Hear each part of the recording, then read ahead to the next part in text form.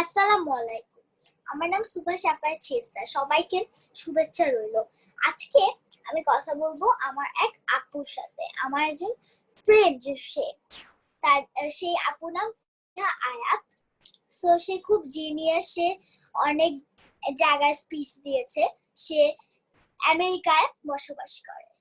So firstly আপু, তুমি কেমন আছো? তোমার সাথে কথা বলে আমার খুব ভালো লাগছে। আসলে তুমি কি জানো তোমার বাবা আর আমার বাবা ফ্রেন্ড?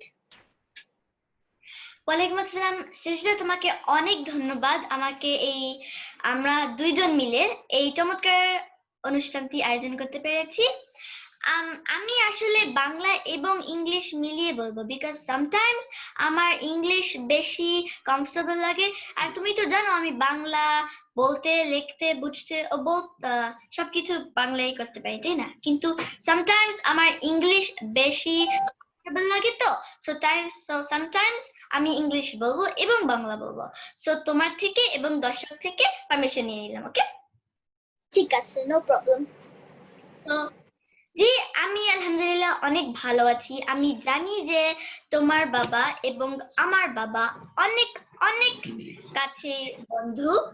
আমার বাবা আমাকে সব সময় গল্প বলে যে কিভাবে সে এবং তোমার বাবা কাজ করতো, how they always used to work together, and he also always shows me that shows me you that, oh, remember I told you about Polash uncle, the friend who used to work with me? Well, this is her daughter, Sajda. And look, she is talking about coronavirus. He always has time to show me you. So it's very good. Yeah, I know that my dad and your dad are very close friends. Okay, so এখন আমি তোমাকে একটা question জিজ্ঞেস করি। ওকে। আচ্ছা, তো এখন বলো তুমি কেমন আছো? যদিও আমি জানি যে রিসেন্টলি তোমার দাদা মারা গিয়েছেন, আল্লাহ তাকে বেহেশত নসিব করুন। আমি শিওর যে তোমার দাদা তোমাকে অনেক অনেক আদর করতো, তাই না? এখন আমাদের দর্শক বন্ধু থেকে একটা স্মৃতি বলো তো তোমার এবং তোমার দাদার মিলে। আমি ভালো আছি, কিন্তু আমার দাদা মারা গেছে, কারণ সে সিক ছিল। সো সবাই আমার দাদার জন্য দোয়া করবেন। আর অ্যাকচুয়ালি স্মৃতি বলতে, সে কিন্তু কারোর সাথে বেশি কথা বলতো না, আমার সাথেই বেশি কথা বলতো। আর আমরা টিচার স্টুডেন্ট খেলতাম। সে স্টুডেন্ট থাকতো আর আমি টিচার থাকতাম। রেগুলার পড়াতাম, বাট যখনই সময় পেতাম তখনই আমরা এই গেমটা খেলতাম। অনেক মজা হতো। আচ্ছা আচ্ছা। আর এখন তুমি বলো তোমার ডেইলি রুটিন। তুমি কবে আমেরিকা গেলে? ওখানে কোথায় পড়ছো? পড়াশোনার বাইরে তুমি আর কি করো? আচ্ছা, সো আমি আমেরিকা এসেছিলাম। I came to America at the age of 4. Okay, I've been living in Queens, New York City. In Queens, I live in Elmhurst, and my school's name is PS16Q Nancy de Benedictis. It's a gifted and talented school, basically. And you know, the funny thing is that you always talk about coronavirus, right? And my is in a place called Corona. But don't worry, it's not that Corona that you always talk about, it's just a name of a place, which is very funny. Yes. And besides regular studies, I also do regular activities. For example, I do Quran memorization. Basically, I memorize the Quran, and I have finished memorizing the 38 Jews, and I only have a little bit left to finish memorizing the 29 Jews, and then just like that, I'll memorize the whole Quran, inshallah. And I also do coding. That's another regular activity. Basically, I'm learning JavaScript, and sooner or later I will build and I will create my own app, inshallah. And I also have a lot of hobbies. One of my favorites is painting and book reading. One of my favorite— Oh, I love these two very much. Painting, you can put your creativity into it a lot, right? Yes. Yeah. And even I love reading books. Yeah, there's a lot of things to learn. And one of my favorite paintings, let me tell you, is Santa sitting on a sleigh, riding his reindeers in the nighttime when snow is falling.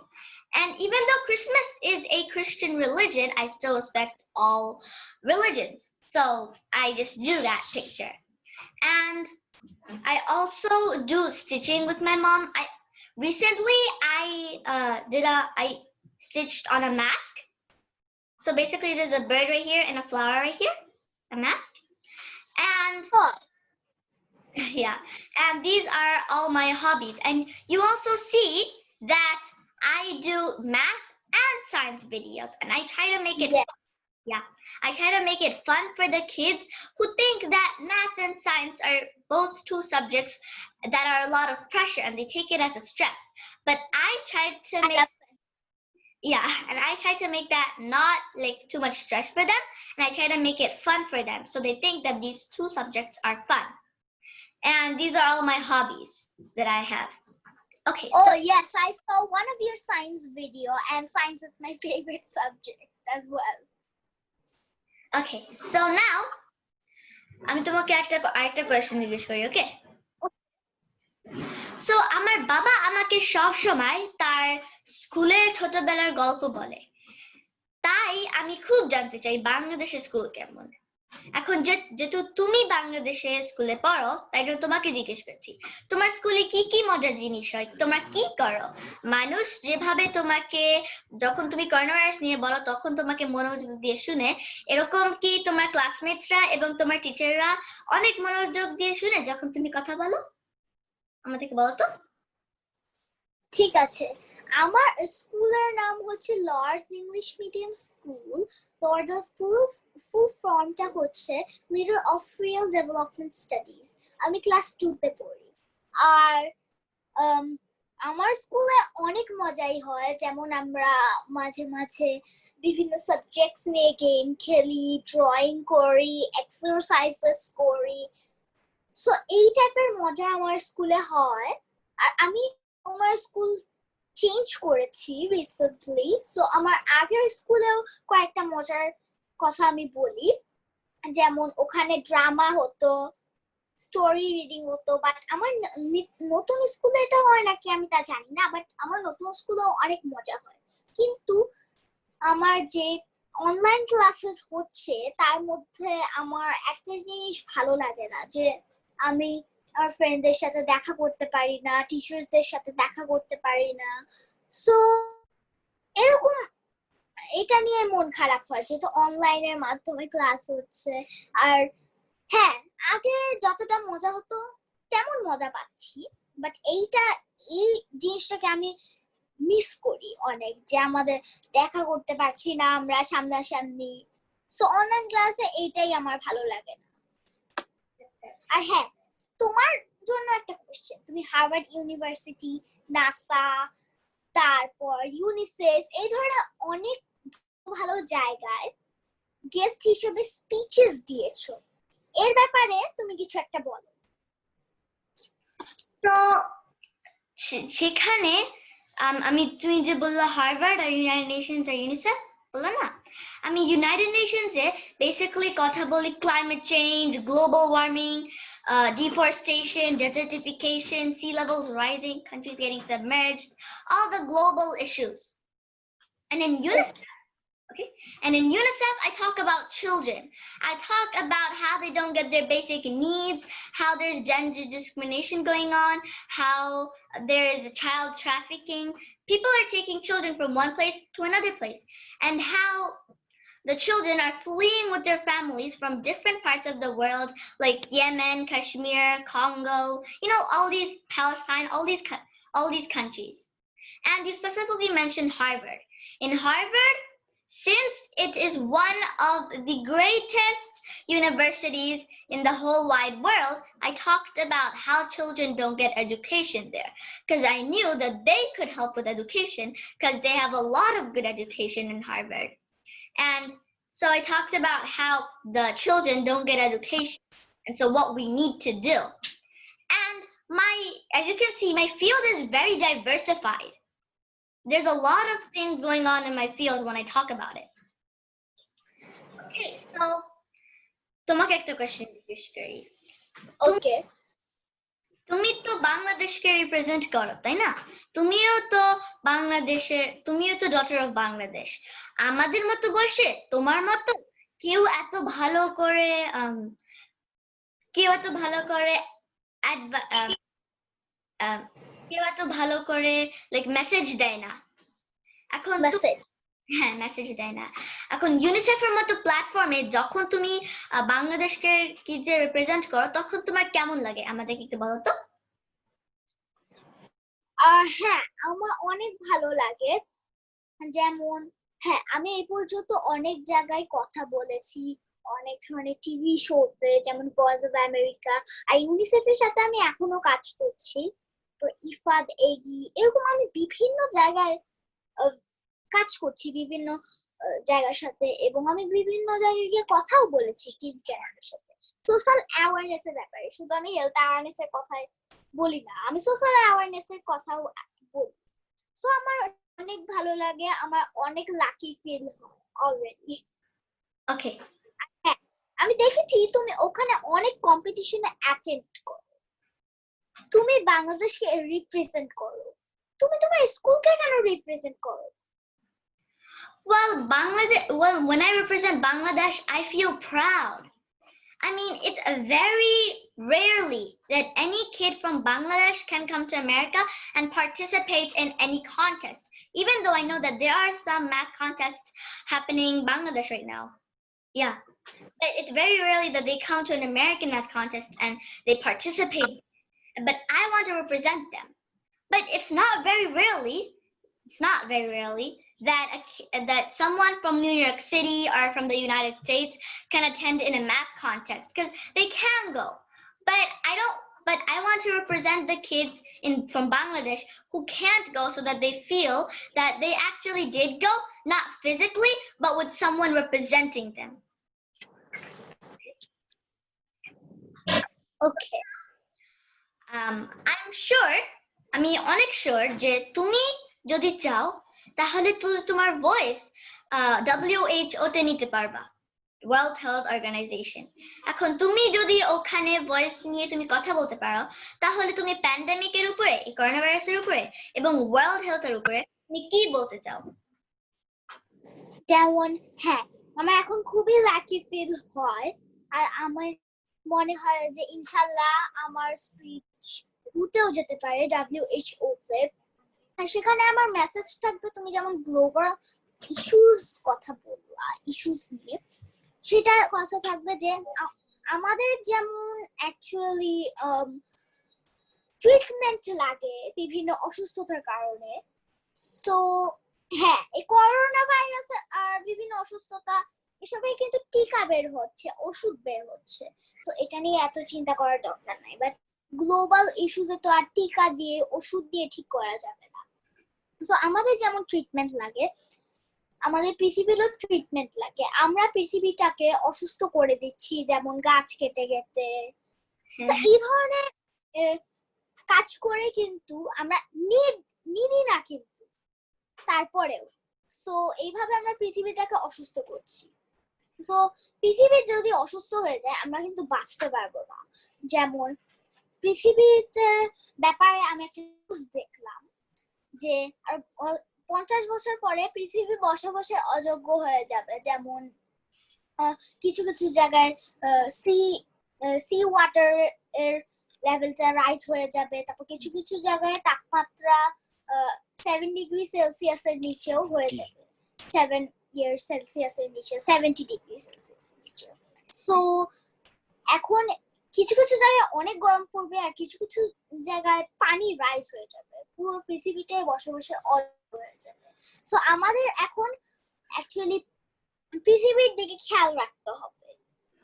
So এইভাবেই কিন্তু পৃথিবীটাকে আমরা living friendly রাখতে পারবো। এভাবে আমাদের পৃথিবীর take care করতে হবে। আচ্ছা। আর হ্যাঁ, আমি দেখেছি তুমি আমেরিকায় আছো, ওখানে পড়াশোনা করো, আবার ওখানে বাংলাদেশকে রিপ্রেজেন্ট করো। তোমার দেশ কোন? তুমি দেশ নিয়ে কি ভাবছো?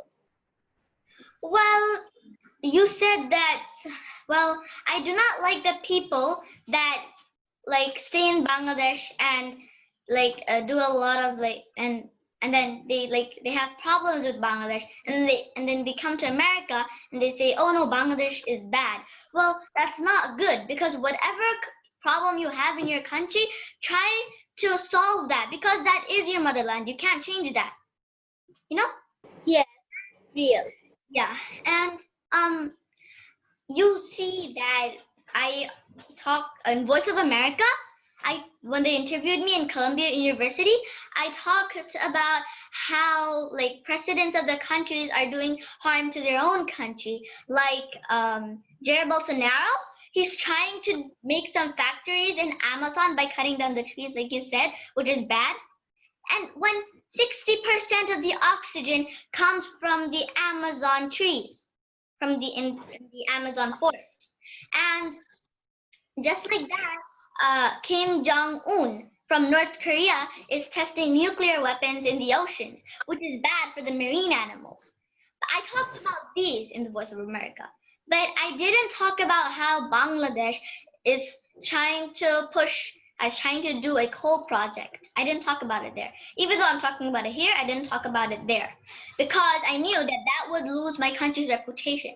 And I love Bangladesh very, very much, and I did not want to say anything bad about it, or else it would lose my country's reputation, you know? So Yes. it's not good to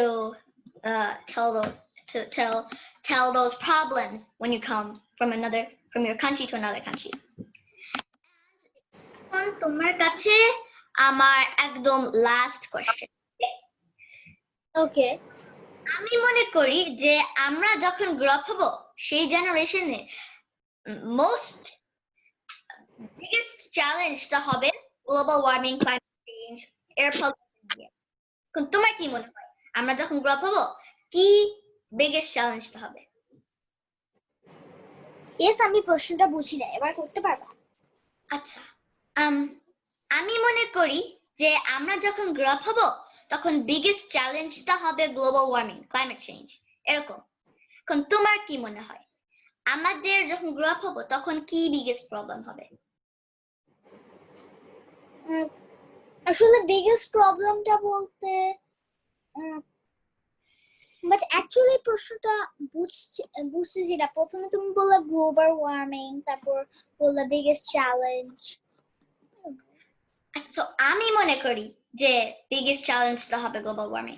তুমি কি মনে করো? আমিও same কথাই মনে করি যে biggest challenge হবে গ্লোবাল ওয়ার্মিং। কারণ আমরা এখন থেকে যদি পৃথিবী গাছ কেটে ফেলি, তারপর নদী, এইসব রিভার্স এইসব ভরাট করে দেই, তাহলে আমাদের গ্রো আপ হলে কিন্তু সবচেয়ে বড় চ্যালেঞ্জটা হবে গ্লোবাল ওয়ার্মিং। সো আমাদের এখন থেকেই পৃথিবী টেক কেয়ার করতে হবে। আর আমার একটা মেসেজ আমি বলতে চাই যে আমরা কিন্তু যে হ্যাঁ, বাংলাদেশে থাকি, আমাদের অনেক কিছু গর্ব করার মতো আছে। তুমি যেমন বলেছো ইউ ফিল প্রাউড, আমাদের অনেক গর্ব করার মতো কিছু আছে। আমরা একটা স্বাধীন দেশে থাকি, তারপরে আমরা অনেক ধর্ম একসাথে মিলে থাকি, আমাদের মধ্যে কোনো ভেদাভেদ হয় না। হ্যাঁ, বাট কিছু কিছু মানুষের ব্যাড অ্যাক্টিভিটিস এর কারণে কিন্তু এই দেশের পুরো জাতি ছোট হয়ে যাচ্ছে। অন্য দেশে গেলে কিন্তু আগে অন্য দেশে বাংলাদেশিরা গেলে কিন্তু সবাই তাদের নিয়ে গর্ব করতো, বাট এখন সেটা আর হয় না। আর হ্যাঁ, বাইরে অনেক প্রবাসী ভাইরাই থাকে, সো এখন তাদের কি হবে? তাদেরকে নিয়ে বিদেশিরা কথা বলবে, তা তো হতে পারে না। সো আমাদের যে এখন যে জালিয়াতি হচ্ছে, যেমন রিপোর্ট নিয়ে, সেফটি ইকুইপমেন্টস নিয়ে, ওষুধ নিয়ে, সো আবার এই কারণে আমি ধন্যবাদ দিব হচ্ছে পুলিশ, র্যাব, আর্মি, কারণ এরা করেছে কি যে এই পর্যন্ত যারা এই ব্যাড কাজগুলো করেছে তাদের প্রায় সবাইকেই ধরে ফেলেছে। আশা করি যারা এইসব কাজ করবে তাদেরও কিন্তু খুব শীঘ্রই আবার ধরে ফেলতে পারবে।